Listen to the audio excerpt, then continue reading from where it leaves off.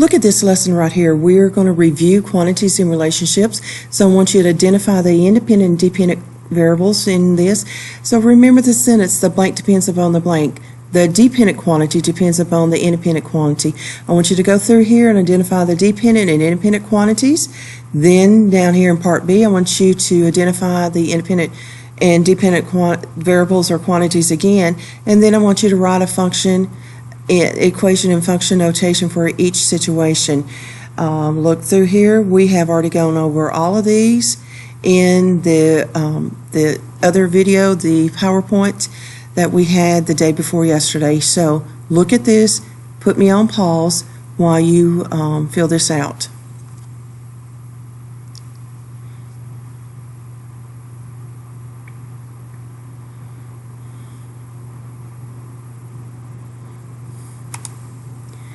Now, let's go back and look at this. Look at number 1, the total cost of running a business based upon its expenses. So the dependent is total cost. The total cost depends upon expenses. Then number 2, when you're looking at this, the price of a house and the area is located in, the price of a house depends upon the location of that house. So the independent is the area. Number 3, the time it takes you to travel a certain distance and the miles to travel. In this instance, time depends upon the distance. So normally time is independent, but in this instance it is dependent. On rare occasions it will be dependent instead of independent.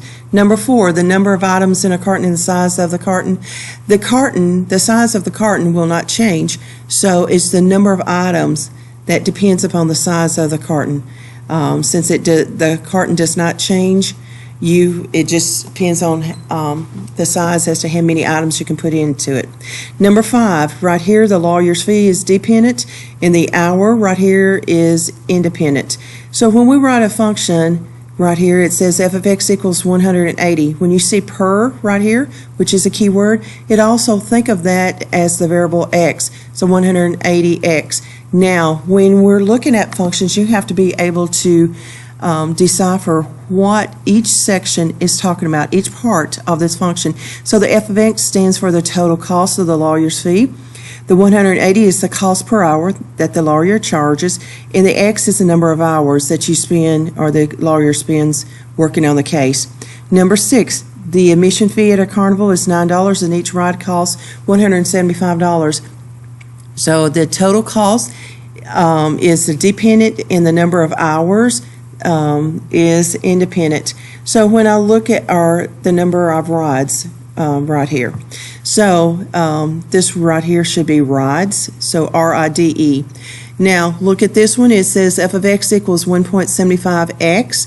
So the f of x is total cost, the $1.75 is cost per ride, and then the x is the number of rides. Number 7, a local delivery driver is paid $4 per hour driven plus a daily amount of $75.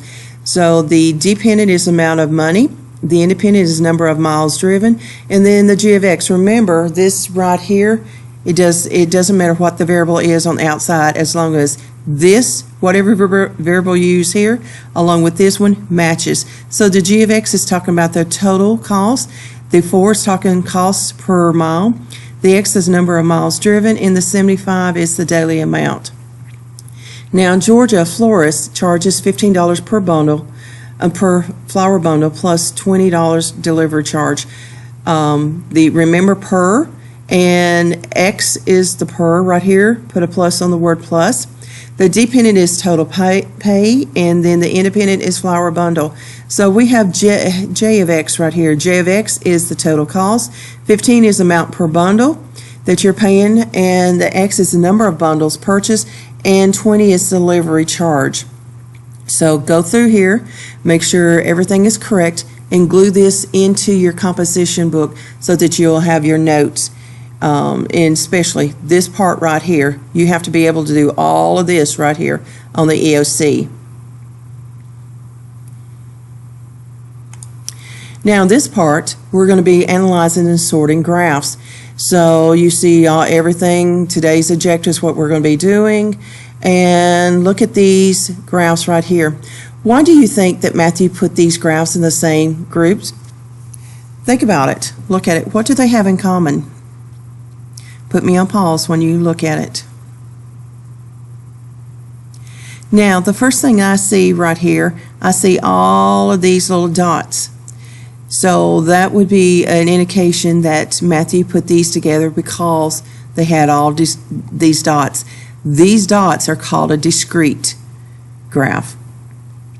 Now, when we're looking at this, what is the difference between a discrete graph and a continuous graph?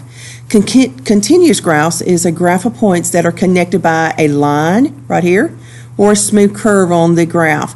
So here, these points are connected by a line and these smooth line right here, smooth curve.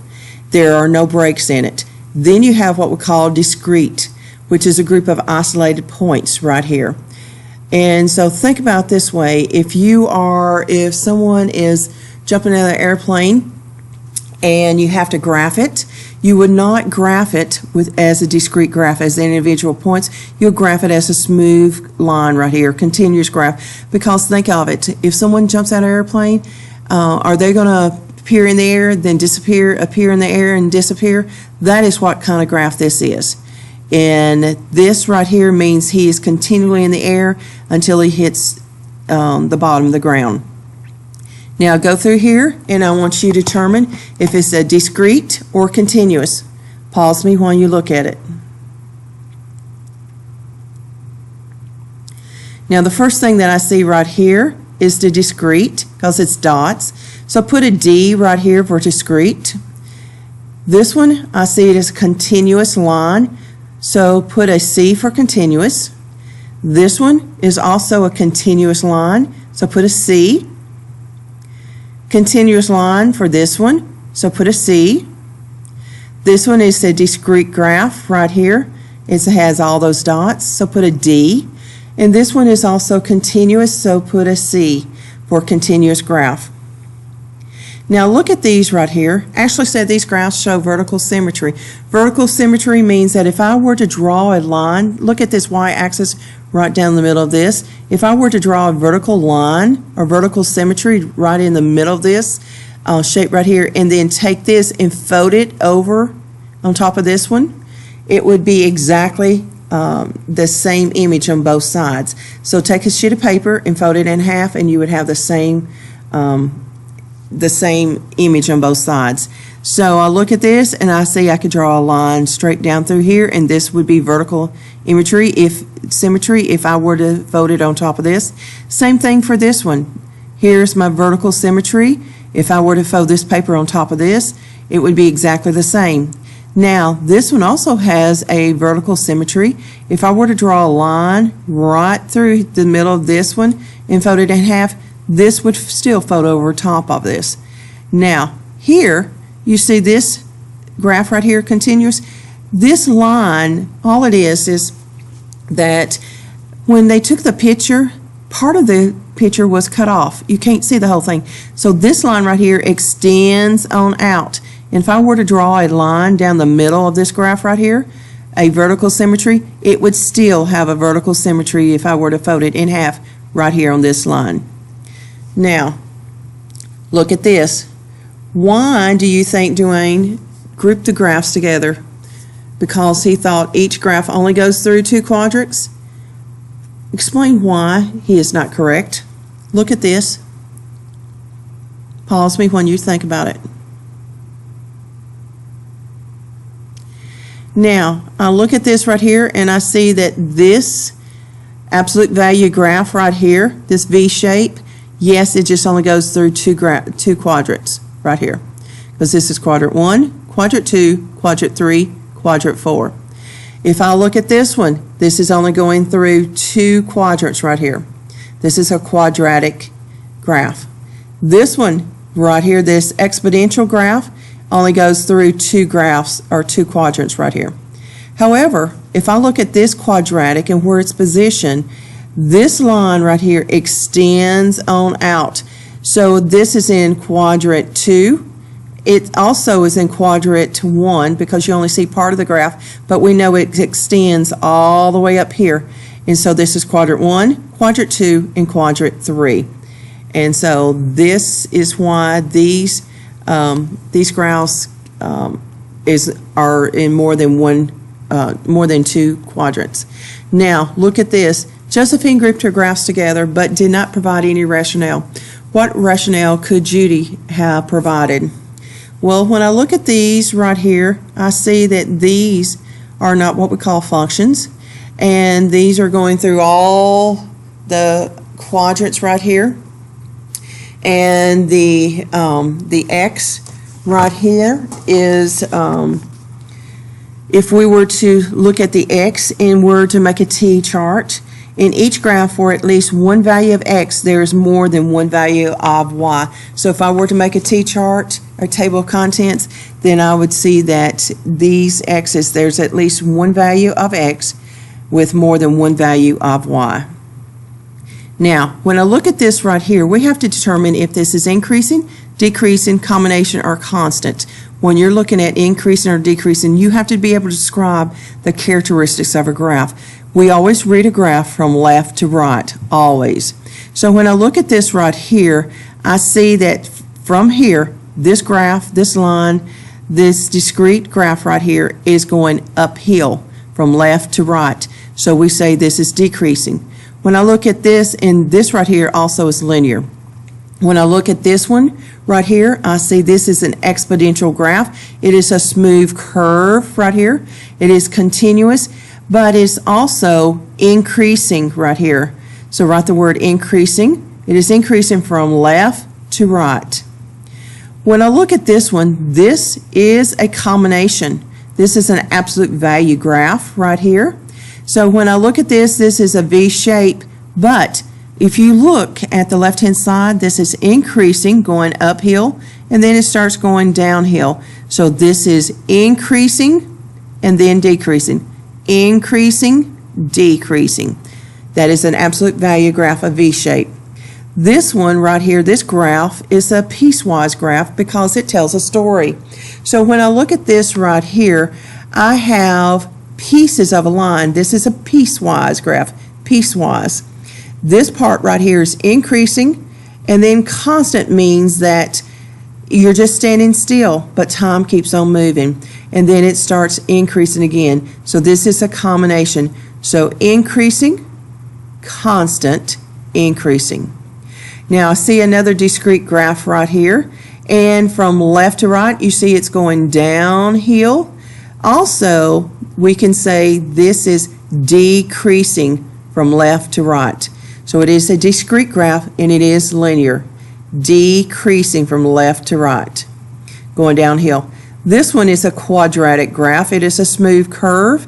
And when I look at this right here, it is continuous and it is also increasing right here, and then it goes to decreasing. It goes back down. So increasing on the left-hand side, and then going back down is decreasing. So this is a combination, increasing, decreasing. Now, we have what we call max and minimum of a quadratic and an absolute value graph. This right here is an absolute value graph. We are looking for the lowest point.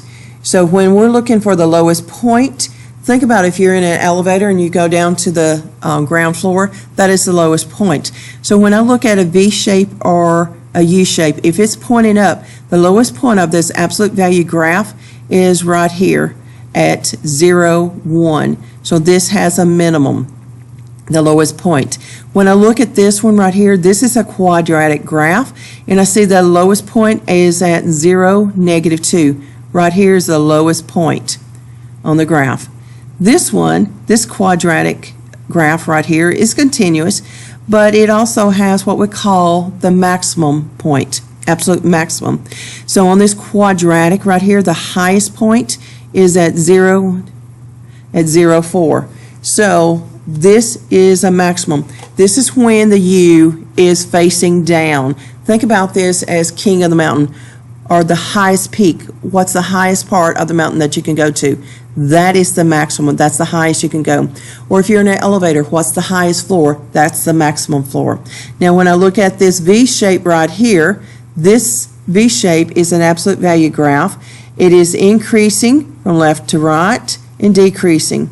Now when I look at this right here and I find the highest point, which is at 3, 0 right here, The highest point is this part right here because it is the top of the V shape. So this is considered to be absolute maximum. Now, these are the graphs. So if we were to sort these, how would we sort them? You've already seen in this video that Dwayne had sorted his and the other students, Judy, and how they sorted them. So how would you sort them? Now, I've already sorted these for you. So when we look at this right here, we're looking at linear functions. Now, linear functions are increasing and decreasing over the entire domain. There's no maximum or minimum point because this is a straight line, so there's no bend in it. There's no U shape or V shape. It's all straight lines. It can be continuous or discrete graphs. Now, when I'm looking at, and I have to be able to identify this, and you will have to also be able to do this. When I'm looking for linear, I have to look for the X or a number without an X. It has to be an X written on the at the bottom like this. So I have f of x equals to 3x. All of these right here are linear graphs. All of these have x's and these don't have any x's. So as I look at all of these graphical behaviors right here, this graph right here is being described. It is increasing left to right. It is continuous. It's a straight line. There's no max or min. Same thing for this one. This is decreasing. It is a discrete graph, straight line, no max or min. This is constant because it's straight across, and it is discrete, straight line, no max or min. And this one is a linear graph also. It is decreasing left to right, continuous straight line, no max or min. So these are linear functions. Remember how they are written. Now, when we look at exponential functions are increasing or decreasing over the entire domain. No maximum or minimum point, smooth curves, they're L shape. And think about like going up and down a slide. The equations always are raised to the power of x, and is this continuous or discrete? Now look at the difference between these, how this is written as a function and how this is written as a function. Over here you have a big X, or there's no x at all. Over here, when we're looking at exponential functions, we're looking at an exponent. So think of exponential, exponent, exponential, exponent, exponential, exponent. So it's an exponent of x in the air, and yes, it must have an exponent of x. So as soon as I see it written like this, I know it is an exponential. So when I look at this, a smooth curve right here, this is increasing, decreasing over the entire domain. You are reading this graph from left to right. It is continuous, it is a smooth curve, and it does not have a max or min. When I look at this one right here, I see that this is increasing, decreasing from left to right over the entire domain. It is discrete, it has dots in it, smooth curve, no max or min. When I look at this one, it is an exponential graph. It is decreasing from left to right over the entire domain. It is continuous, there's no dots. It is a smooth curve and no max or min. So now we have what we call quadratics. Quadratic functions can increase and then decrease over the entire domain, can either have a maximum or minimum point, is called a parabola, is a U-shape, it's a smooth curve lines, and it's discrete or continuous. Now, as soon as I see this function right here, f of x equals x squared plus 8x plus 12, and this is f of x equals x squared, as soon as I see anything to the x to the second power, if they have a second power right here, x to the second power, automatically I know it is a quadratic function. Remember, it's a U-shape called a parabola. So this is decreasing and then increasing over the entire domain. This is continuous. It's called a parabola. It does have a minimum point because the U is facing up, so that it has a minimum point. It's made of smooth curves, and it's a U-shape. This is decreasing over the entire, increasing right here, and then decreasing over the entire domain. So I look at this right here and I see it is discrete. It does have a maximum point right here. It is a smooth curve and it's a U shape. This one right here, it is increasing and then decreasing. It is continuous. It has a maximum point. It's facing down. So the highest point right here is the top of the curve. It is a parabola, smooth curves, and U shape. So all of these right here are what we call quadratic functions. Now linear functions, linear absolute value functions, can increase over the, or decrease, can increase and then decrease, or decrease and then increase over the entire domain. Can have either an absolute maximum or an absolute minimum, made of two straight lines, is a V-shape, discrete, or continuous.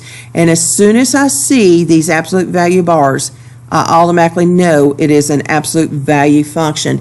So when I look at this over here, quadratic functions, you can look at it as x squared, and I know it's a quadratic. If you see these lines, straight lines right up here, two straight lines, then I know it is an absolute value. So when I look at absolute value graphs, I see that this is decreasing and then increasing. It is continuous, there's no dots. It does have a minimum point because it is facing upwards, so the lowest point on this is a minimum point. It has two straight lines and is a V shape. When I look at this one, you see that this, yes, this is an absolute value graph. This line right here continues on and on. Both of these continue on and on, but when they took a picture, only part of this got shown. So this is decreasing and then increasing. It is continuous. It does have a minimum point right here, and it has two straight lines, and it is a V shape. This is also an absolute value graph.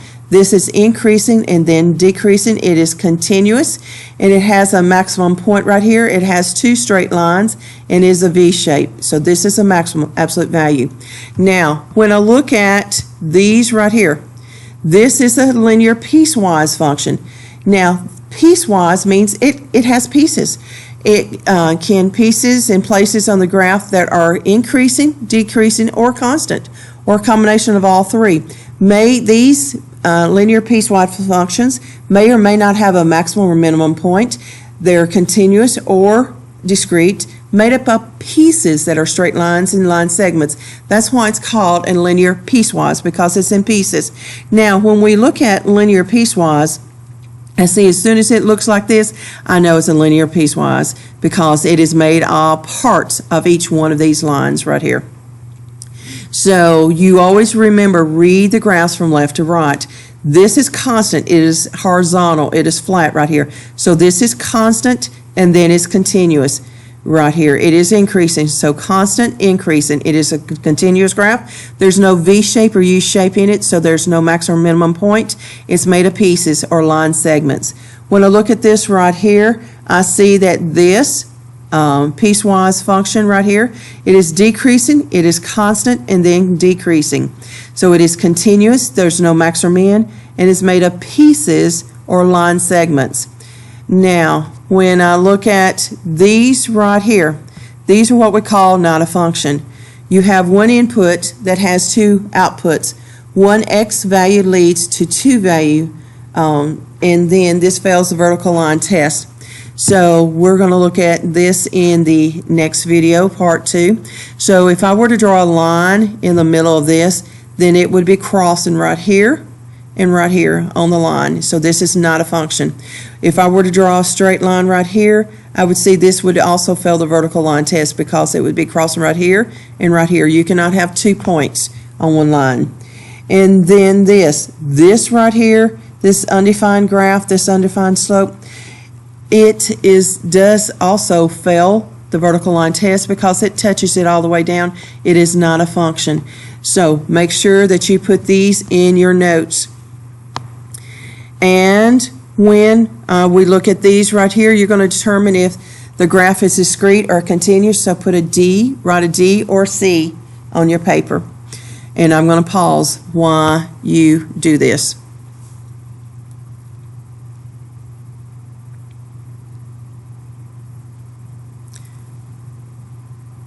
Okay, now when you look at this right here, you see that the graph is discrete. So put a D for this. This is continuous, a C, continuous C, continuous C, discrete right here. So put a D, and this is continuous. And for the graph, so put a C. And we will be talking more about these in the next video.